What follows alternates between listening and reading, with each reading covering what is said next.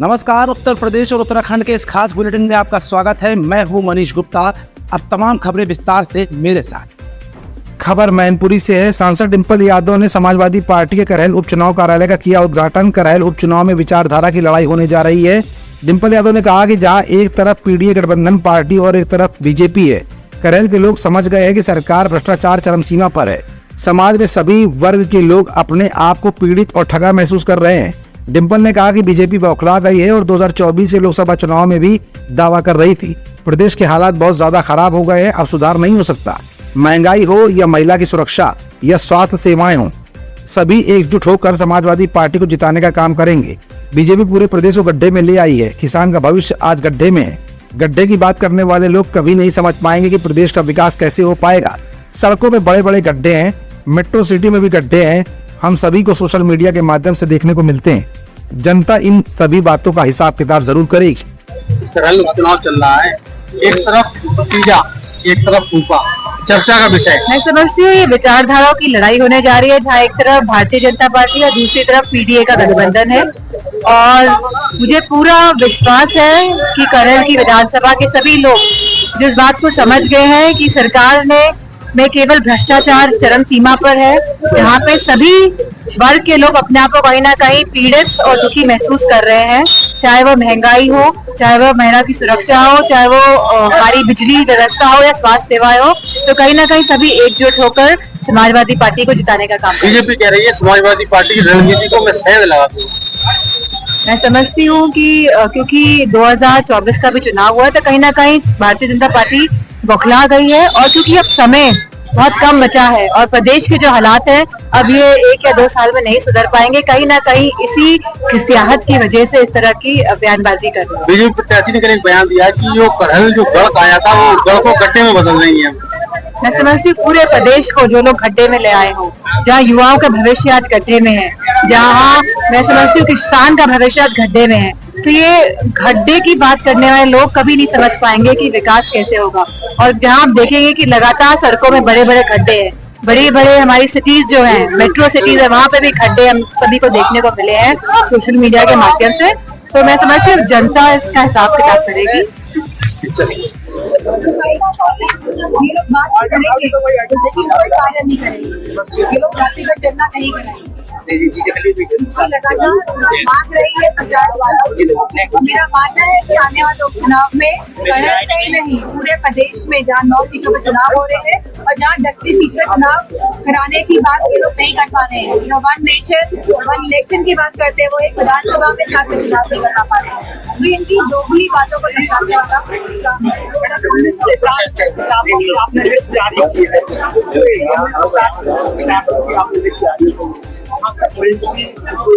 मैं समझती हूँ पार्टी कार्यालय द्वारा करहल को काफी हॉट सीट माना जा रहा है।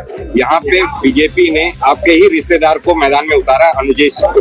यहाँ तेज प्रताप मैदान में है फिर सपा की साइड से। क्या लगता है किस तरह का प्रभाव डाल पाएंगे अनुजेश? मैं समझती हूँ यह एनडीए और पीडीए की लड़ाई है और यह विचारधारा और सिद्धांतों की लड़ाई है और यह हमारे संविधान को वहाँ बचाने की लड़ाई है।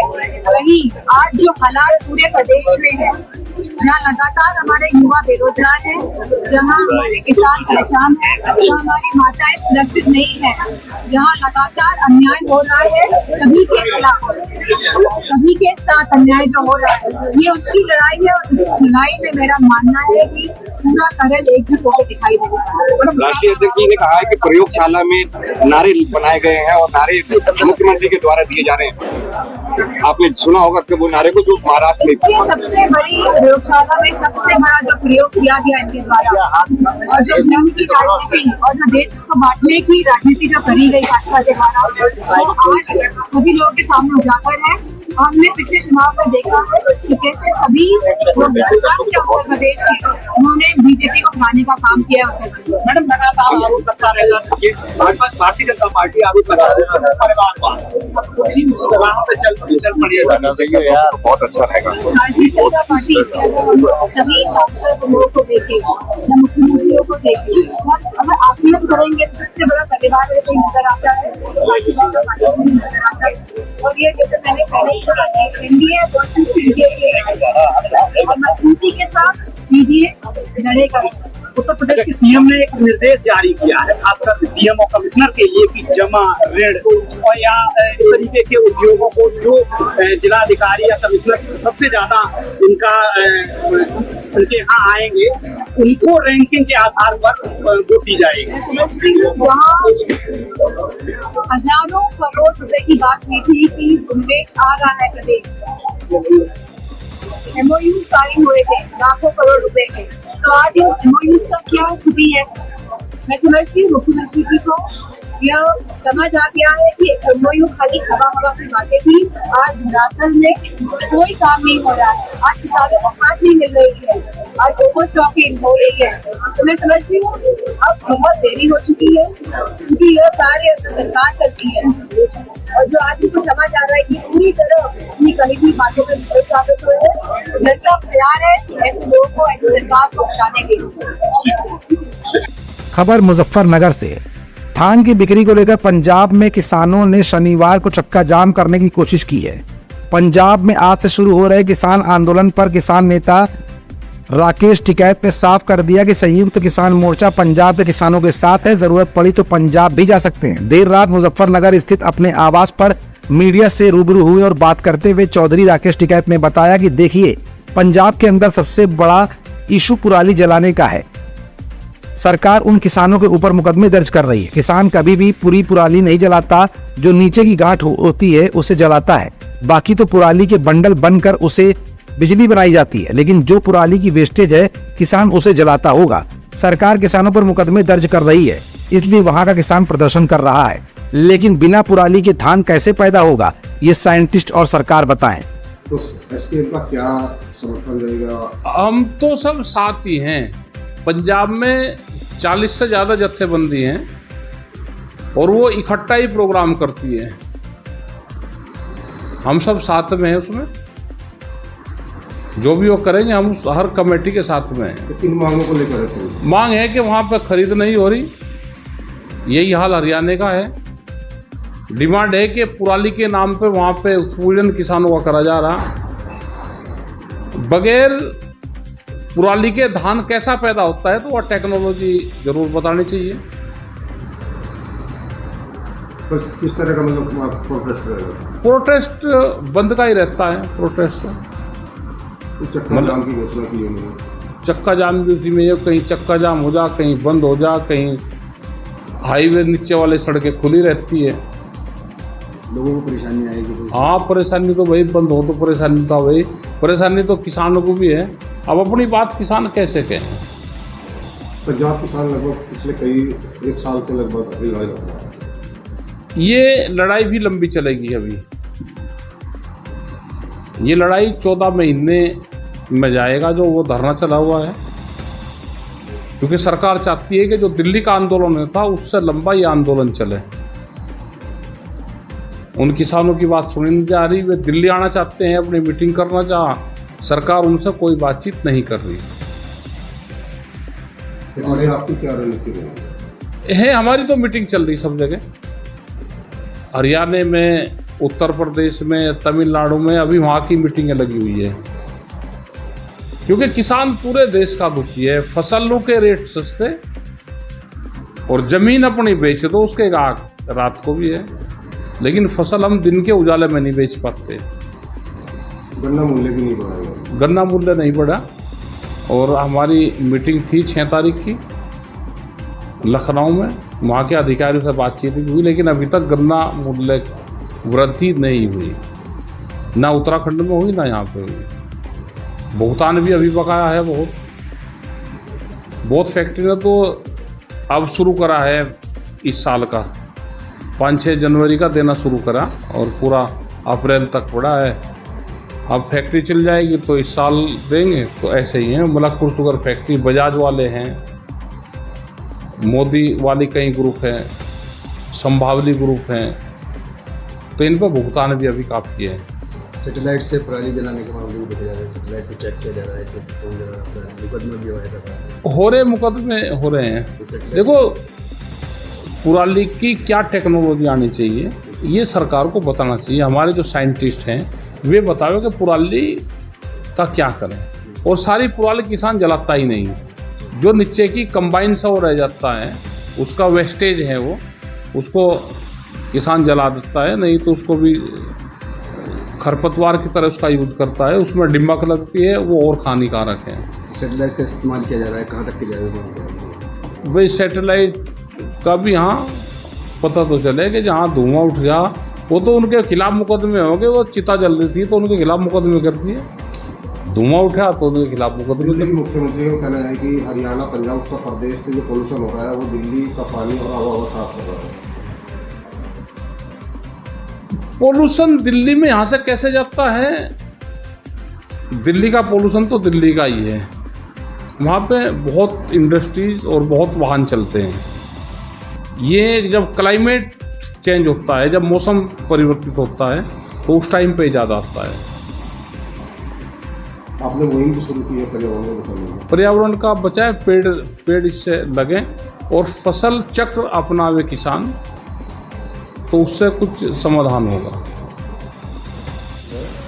और वहाँ पे MSP पे किसान के नाम पर मिलता है। सरकार ने कुछ रेट भी बढ़ाए हैं, कुछ फसलों रेट दिल्ली के कागजों में बढ़े हैं रेट, किसान के खेत के तो बढ़े नहीं। इकट्ठा प्रोग्राम करते रहते हैं। किन मांगों को लेकर प्रोटेस्ट है, क्या चाहते हैं? खरीद नहीं हो रही वहाँ पे। जो व्यापारी है वो सस्ते में बाहर से फसलें खरीदता है, वहाँ पे किसान के नाम पर बेचता है, तो जिससे वहाँ के पंजाब के किसानों को नुकसान है।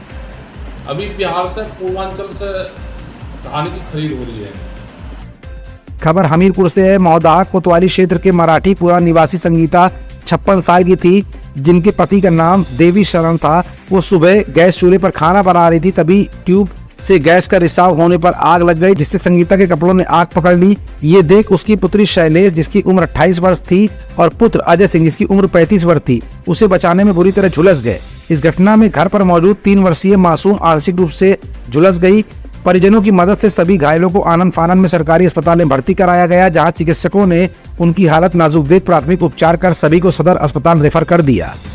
ये संज्ञान में आया है, एक ही परिवार के 4 लोग हैं, जिसमें क्षमा 25 वर्ष की लड़की थी।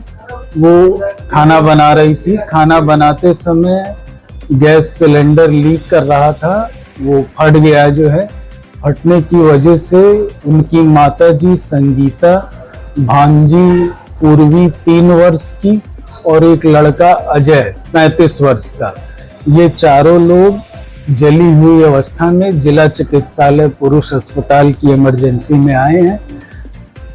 ये संज्ञान में आ रहा है। भाजपा मंडल अध्यक्ष के जो है पारिवारिक लोग हैं, जो है इनको भर्ती कर लिया गया है और जो उचित इलाज है वो किया जा रहा है। अगर किसी की हालत गंभीर होती है तो हैलेट कानपुर के लिए रेफर कर दिया जाएगा।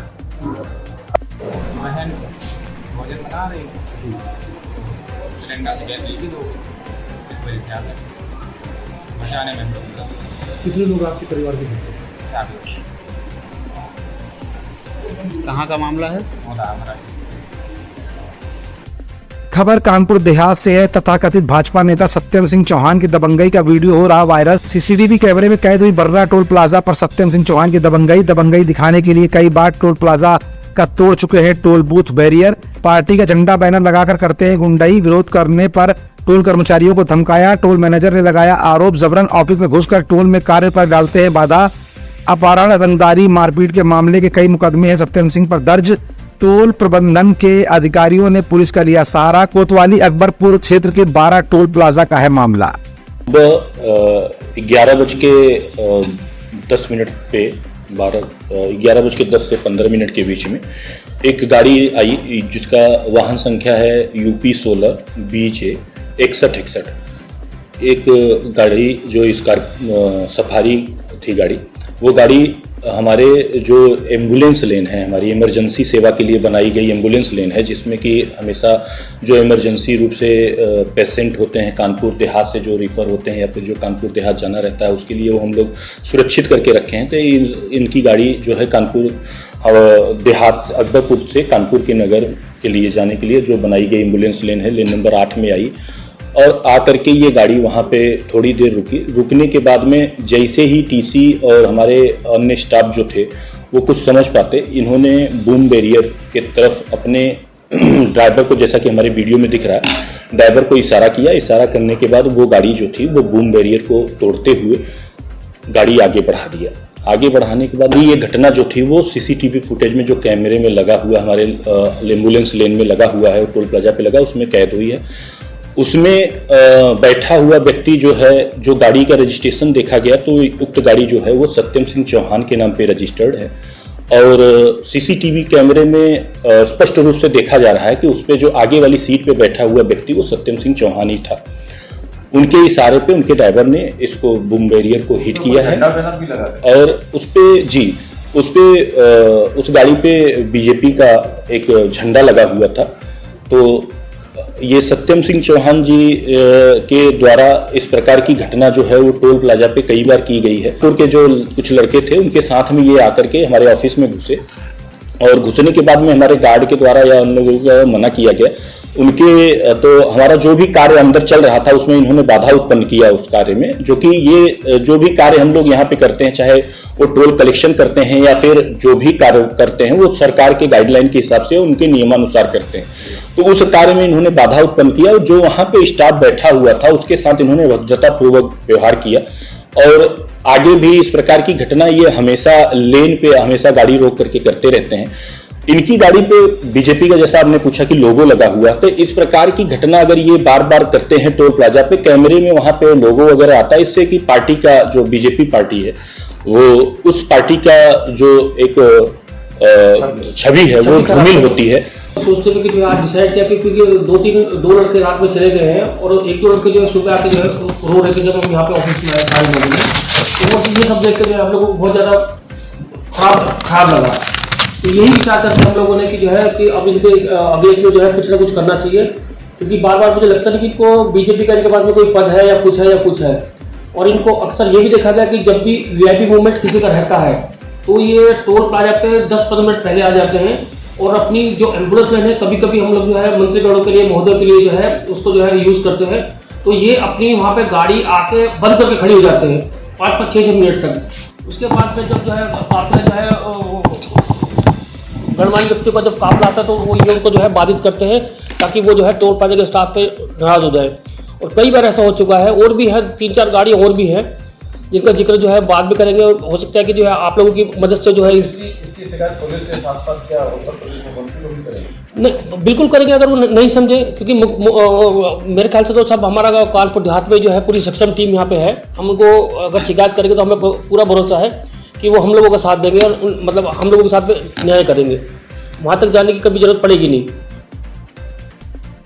खबर लखनऊ से है। लखनऊ में आज कैबिनेट मंत्री मत्स्य विभाग उत्तर प्रदेश सरकार डॉक्टर संजय कुमार निषाद ने एक सेमिनार का उद्घाटन किया। साथ ही साथ उत्तर प्रदेश में होने वाले विधानसभा की 9 सीटों पर उपचुनाव पर निषाद पार्टी को नहीं मिली सीट को लेकर संजय निषाद ने अपना बयान दिया है।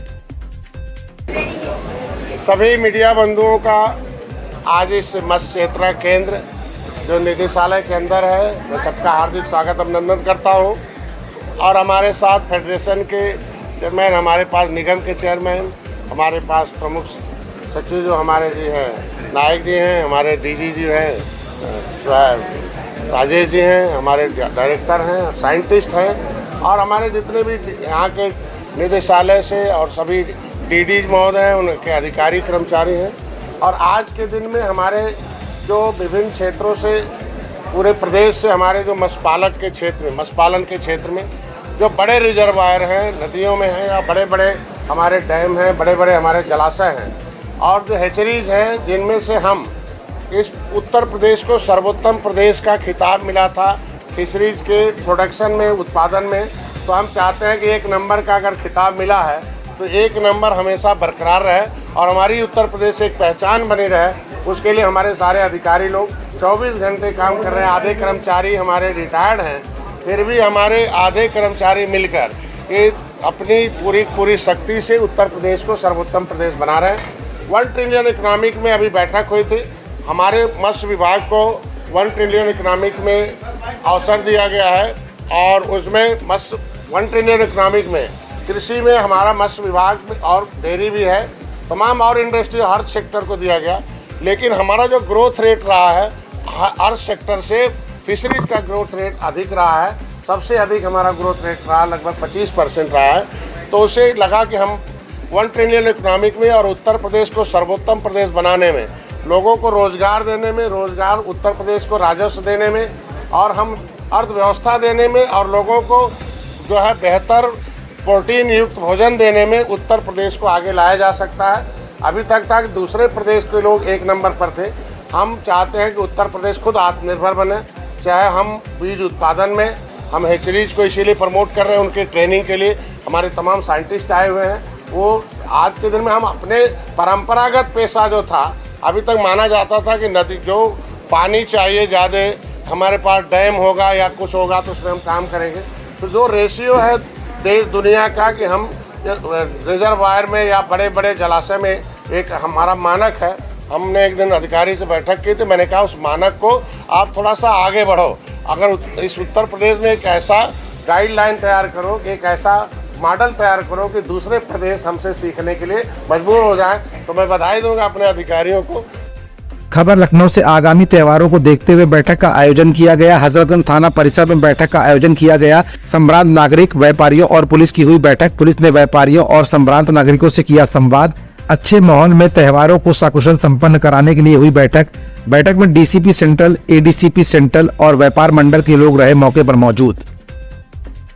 2 दिन पहले एक पोस्टर लगा समाजवादी पार्टी के कार्यालय पर, जिसमें लिखा था सत्ता के सत्ताधीश। उसके मुकाबले में संजय निषाद के घर के बाहर भी एक पोस्टर लगा दिया गया, सत्ता के खेवनहार।